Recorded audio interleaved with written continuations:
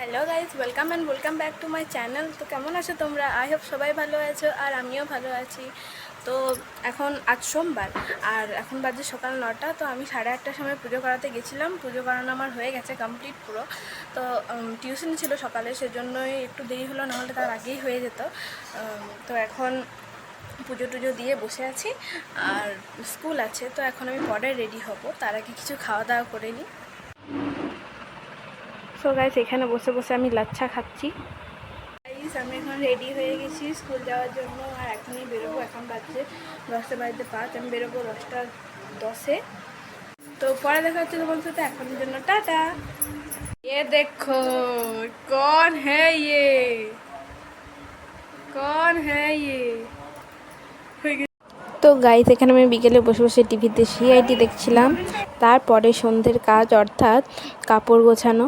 প্রত্যেকটা কাপড় আমি গুছিয়েছি। অবশ্য আমিই গুছাই, এই কাজটা আমার জন্য থাকে। তো আমি আস্তে আস্তে সব কাপড়গুলো গুছিয়ে নিলাম।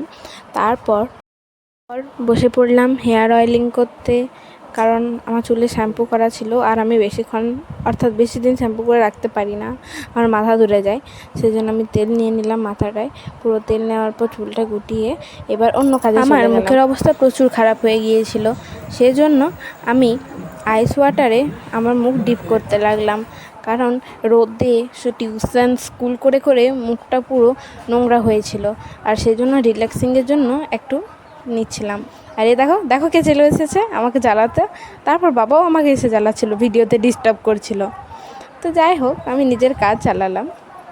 তারপর আবার সকালে চলে এসেছি, বাবাকে চা আর ব্রেড টোস্ট দিলাম, আর নিজেও খেলাম। সন্ধেবেলায় চলে এসেছিলাম একটু বাজার থেকে, একটু মোমো কিনতে এসেছিলাম, আর কটা ওষুধ নিতে এসেছিলাম, যা ঘরের প্রয়োজন লাগে। তো এখানে দাদা এটিএম থেকে প্রথমে টাকা তুলে নিল। তারপর আমরা চলে গেলাম মেডিকেল স্টোর থেকে ওষুধ নিয়ে নিলাম। তারপর চলে গিয়েছিলাম মোমো আনতে। যাই হোক, মোমো নিয়ে ঘরে এসে খেলাম। তো গাইস, ভিডিওটা করছি এখানেই। দেখা হচ্ছে তোমাদের সাথে আবার পরের একটা নতুন ব্লগে। তো এখনের জন্য টাটা। আর ভিডিওটা ভালো লাগলে লাইক, কমেন্ট আর শেয়ার করে দিও।